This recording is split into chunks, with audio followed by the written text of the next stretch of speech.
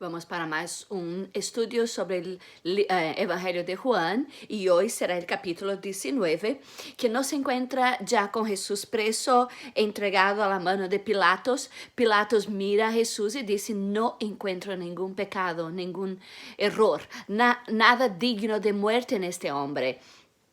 Pero ellos siguen, no piden a Barrabás y ahora entonces Pilatos manda azotar a Jesús. Ahora, los azotes de los romanos eran bárbaros, eran terribles. Ellos normalmente tenían una grande, es como una pala que tenía unas partes así con cuero y en las puntas tenía como clavos, como huesos. Entonces cuando ellos daban ese lastigazo, se cortaba la carne, muchas veces se aparecía las venas, hasta los órganos internos, y muchas veces la víctima moría ahí mismo con estos azotes, porque ellos eran brutos. Piensa en unos soldados brutos, ellos eran terribles. Y cuando Pilatos los entrega a ellos, la ira humana, la violencia humana, todo viene hacia ahí. Pero Pilatos manda solamente que los azote, lo que era mucho ya. Pero para completar, normalmente ellos desnudaban el prisionero que pasaba por eso. Y estos azotes bárbaros eran así en el pelo, en el cuerpo desnudo de la persona. Y era por todo. Y muchas veces perdían tanta sangre que se moría ahí. Pero ellos agregaron, además de esto, agregaron el escarnio.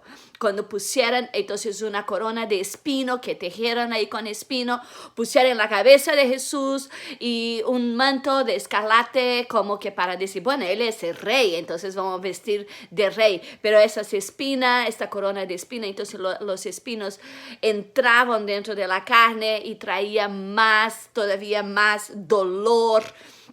Y todo, ¿no? Sobre Jesús.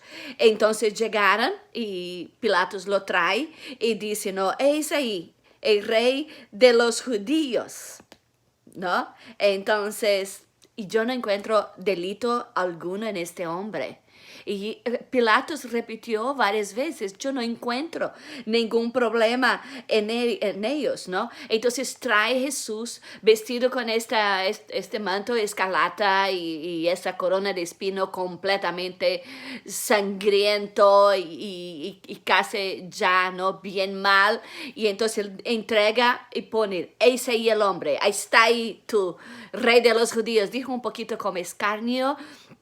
No, y ellos dijeron, no, crucifícalo, crucifícalo, ¿no? Entonces, ellos dijeron, entonces, ¿por qué Pilatos le dice, pero por qué ustedes no crucifican? No, si quieren crucificar, entonces crucifican ustedes. ¿Por qué quieren que yo haga? No, porque ellos dijeron, nuestras leyes dicen que este hombre es digno de muerte, porque para ellos, no, la culpa de Jesús es que él había blasfemado. Entonces, quien blasfema es digno de muerte. Normalmente la muerte para los judíos era de apedreamiento, pero ellos querían que Jesús muriera crucificado, ¿no? Entonces tenía que ser Pilatos. Y Pilatos mira, dice, no puedo, pero crucifica. Y entonces ellos dijeron que no, él tiene que morir porque él se hizo hijo de Dios. Y entonces Pilatos, mira, se pone preocupado. La Biblia dice aquí que él se pone con más temor todavía y entra ahí y pregunta a Jesús, ¿de dónde eres?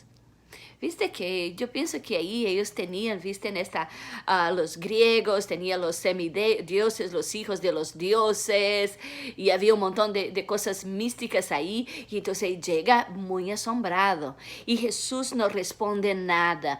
¿Por qué Jesús no responde nada? Y yo voy a decir por qué yo pienso que Jesús no responde nada. Porque yo pienso que Jesús quería ser crucificado, Él quería llevar nuestro castigo. Él murió Él nació para esto, para morir, para llevar nuestros pecados. Y al Pilatos ya está decidido, él está tratando de todas las maneras de soltar a Jesús. Ahí cuando ellos hablan que Jesús se hizo hijo de Dios, más preocupado ahí se quedó, ¿no? De pronto es el hijo de Dios mismo, entonces va y pregunta, ¿de dónde eres? Usted puede ser que sea de otro lugar, ¿no? Y Jesús no habla nada, porque claro, si Jesús habla alguna cosa y dice, sí, yo soy hijo de Dios, y de pronto Pilatos no lo quiere crucificar, pero él quiere que Pilatos va hasta el final. Por eso no responde nada, para que el plan sigue adelante. Entonces Pilato como que se irrita, dice, pero ¿no ves que yo tengo autoridad para soltar? Un poco más Jesús dice, pero yo no quiero ser suelto. ¿Viste? La gente piensa de pronto que ellos hicieran esto, pobre Jesús.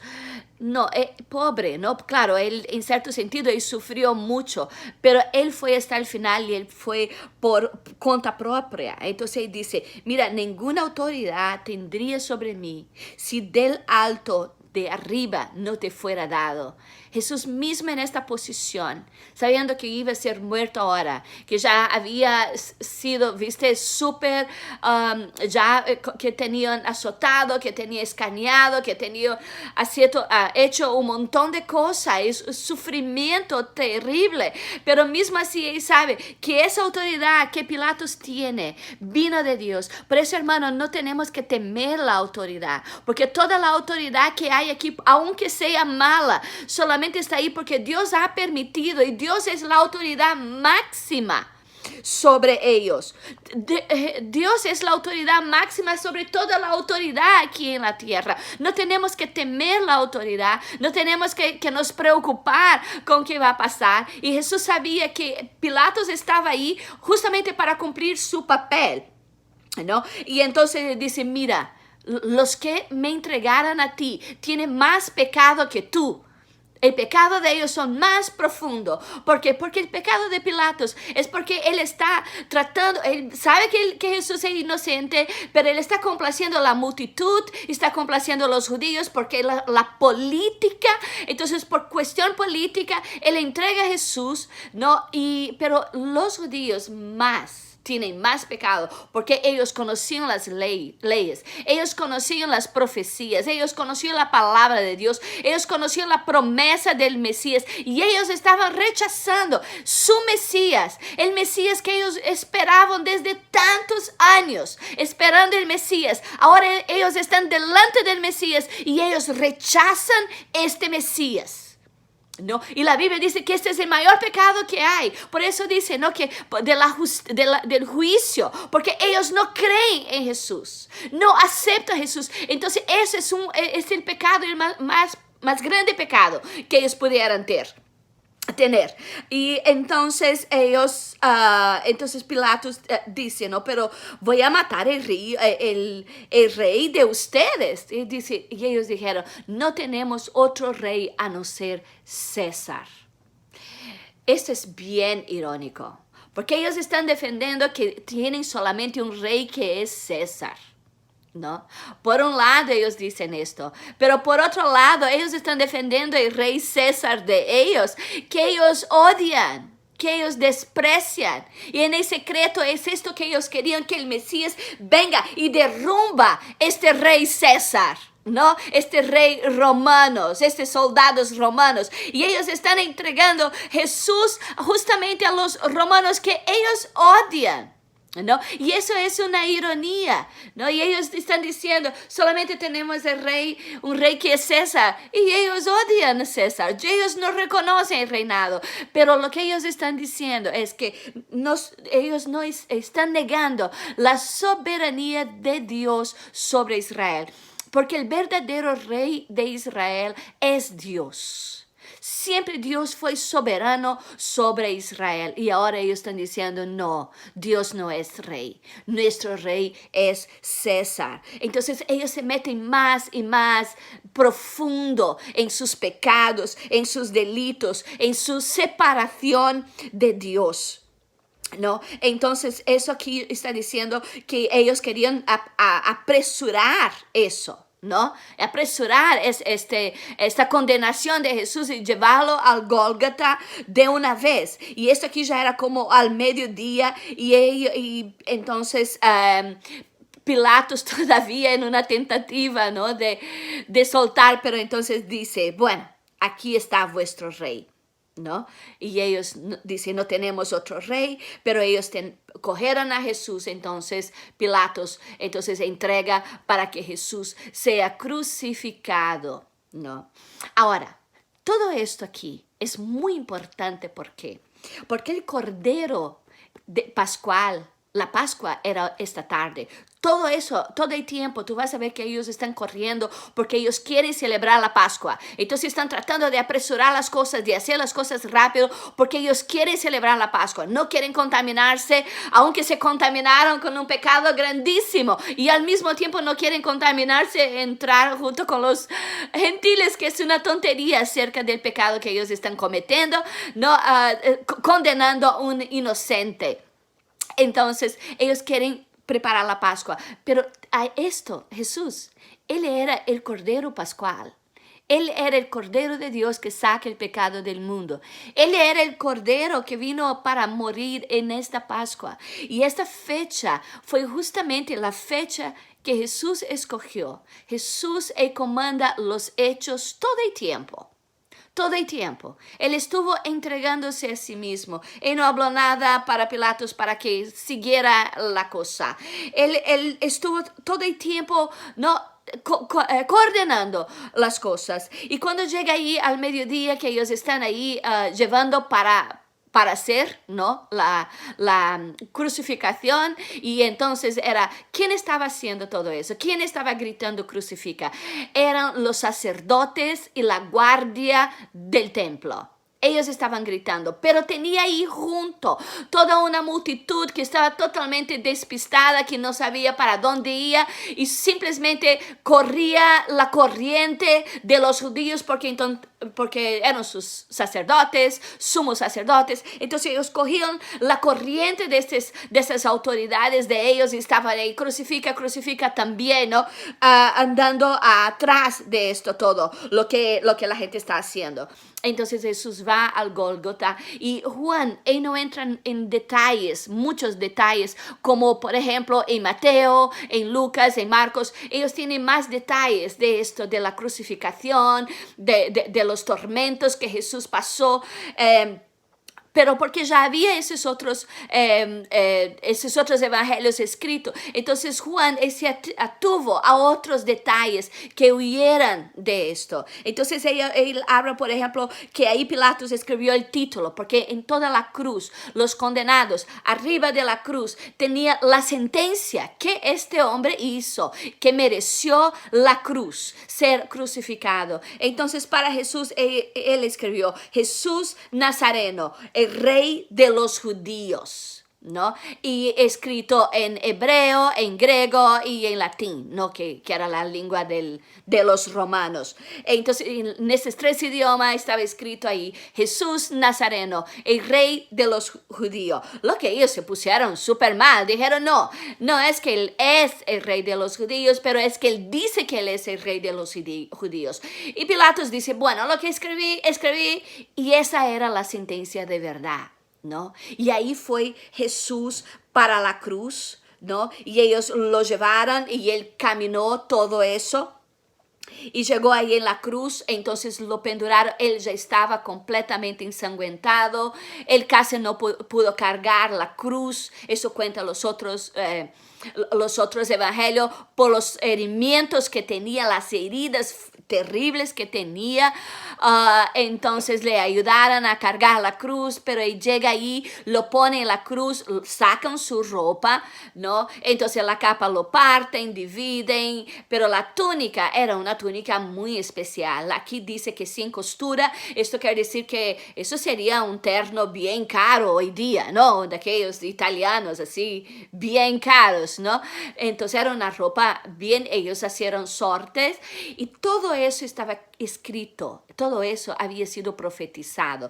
Y Juan, él tuvo el cuidado de decirnos que todas esas cosas habían sido profetizadas antes. Miles de años, algunos más de 1000 años antes, había sido profetizado sobre Jesús y Jesús cumplió paso por paso de aquello que fue profetizado sobre la vida de él. Hasta que entonces lo levantan en la cruz y ahí él está entre dos ladrones, ¿no? Dos criminales y Jesús está en medio. ¿Por qué Jesús está en medio? Porque Jesús está en el centro del dolor humano.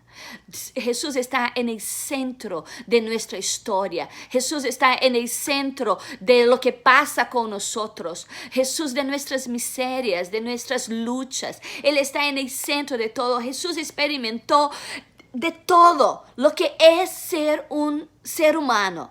¿No? Todo lo que nosotros vivimos, las miserias, las violencias, las tristezas, las depresiones, las enfermedades, los dolores, el rechazo, el castigo, todo lo que es ser entregue por manos de poderosos. Personas poderosas se apoderaron de ellos. ¿Cuántas veces hay poderosos que se apoderan de nosotros? ¿Cuántas veces nos sentimos vulnerables frente a las fuerzas políticas, frente a las cosas que pasan, los patrones, las cosas que pasan, los políticos, los presidentes, las cosas que pasan, nos sentimos, pero Jesús está en el medio de todo eso. Entonces Jesús aquí, él le habla algunas frases que son las últimas. Una que le habla, él mira desde la cruz, en medio de todo este tormento, él mira a su madre, él mira a Juan, y mira a Juan y dice, Juan, es ahí, no dice Juan, pero dice, mujer, he ahí tu hijo.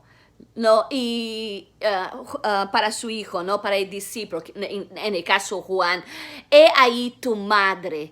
En la última hora, en medio del dolor, Jesús todavía piensa en su mamá, piensa en su amigo, porque él era el hijo mayor y la mamá era viuda ya, José no estaba ahí, entonces el hijo mayor cuidaba de la mamá. Siempre era así, pero ahora Jesús, como hijo mayor, él ya estaba yendo y él tuvo este cuidado con su mamá. En el último momento, él mira a su mamá y la cuida y la pone su discípulo amado para que cuide su mamá. Al mismo tiempo, pone su mamá para cuidar de su amigo que era joven, era bien joven Juan, era el más joven de todos los discípulos y él pone su mamá para cuidar de él, para ayudar a él también, ¿no? Y ahí dice que desde este momento Juan la toma en la casa y ellos estuvieron ahí. En un determinado momento Jesús ya había perdido casi toda la sangre que había. Entonces una de las calidades cuando una persona pierde mucha sangre es que tiene sed y él dice, tengo sed. Y entonces le dan un pan con vinagre, que es un vino de baja calidad, y eso era para aliviar el dolor, ¿no? Que deja a la persona un poco dormienta y ahí no siente tanto dolor. Pero claro, él estaba todo herido, vinagre en una herida va a doler mucho más todavía, ¿no? Y hasta que cuando él toma eso, porque eso estaba todavía ahí escrito en la profecía que él iba a pasar y que le iba a dar vinagre. En Salmo 22 habla mucho de esto que pasaba, también en Isaías 53, entonces Jesús dice, está consumado, él baja su cabeza y él entonces entrega su espíritu a Dios. Entonces vemos un Jesús que está en el último momento, él estuvo lidiando, estuvo liderando todo para que las cosas pasaran. Esta hora era como a las 3 de la tarde. Esta hora, cuando Jesús estaba pasando todo eso, era cuando en el templo ellos estaban matando el Cordero Pascual, porque ellos iban a participar de la Pascua. Entonces, esto, más o menos esta hora, cuando Jesús estaba muriendo ahí en la cruz, esta hora que él murió fue la hora en que este cordero entonces moría también. En la misma hora, fue todo coordinado, todo listo. Entonces cuando muere el cordero pascual en el templo, muere nuestro Cordero Pascual. La Biblia dice que Él muere fuera de la puerta. El lugar de Gólgota, donde Él fue crucificado, yo estuve ahí. Entonces tú puedes ver de ahí Jerusalén. Es fuera de Jerusalén. Tú estás bien cerca de los muros de Jerusalén, pero es fuera de Jerusalén. Entonces Él murió fuera de la puerta, porque Él murió por toda la humanidad. Él murió por todos nosotros, por toda, no por la gente que está afuera y la gente que está dentro, por todos. Entonces ahí las autoridades judías preocupados porque ellos tenían que comer la Pascua, no sabiendo que ellos acababan de matar su cordero aquí, el cordero de Dios había matado, entonces tenían que comer el otro cordero, ¿no? Entonces dijeron, bueno, vamos a romper las piernas para que entonces termine de matar, porque la muerte de cruz es una muerte por sufocación. Entonces la gente que muere en la cruz muere ahogado, ¿viste? Porque entonces los brazos están tendidos y él está ahí pendurado, él no puede respirar, entonces él no tiene aire y él muere por ahogado. Esto es la muerte que ellos tienen. Entonces ellos piden para romper las piernas, porque entonces la persona que fue crucificada ya no puede levantarse para respirar, entonces finalmente no puede respirar más y muere ahogado ahí, ¿no? Sofocado, creo que es sofocado la palabra, muere sofocado.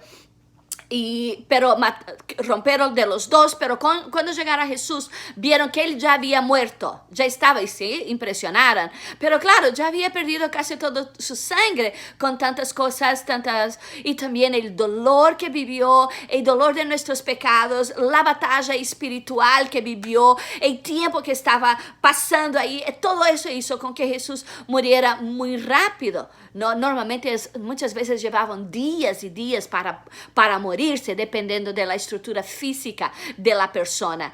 Entonces vieron que Jesús no había muerto, entonces un soldado le clavó una lanza y salió agua y sangre, es decir, no había más sangre casi, por eso que sale agua del corazón, ¿no? Y entonces rompieron, lo sacaron de ahí, y la Biblia dice que ningún hueso se rompió, entonces no se rompieran. Entonces lo interesante es que dos de los discípulos que estaban que casi no aparecían, ¿no? Ahí, que era Nicodemos y también José de Arimatea y también Nicodemos, eran dos discípulos de Jesús ocultos.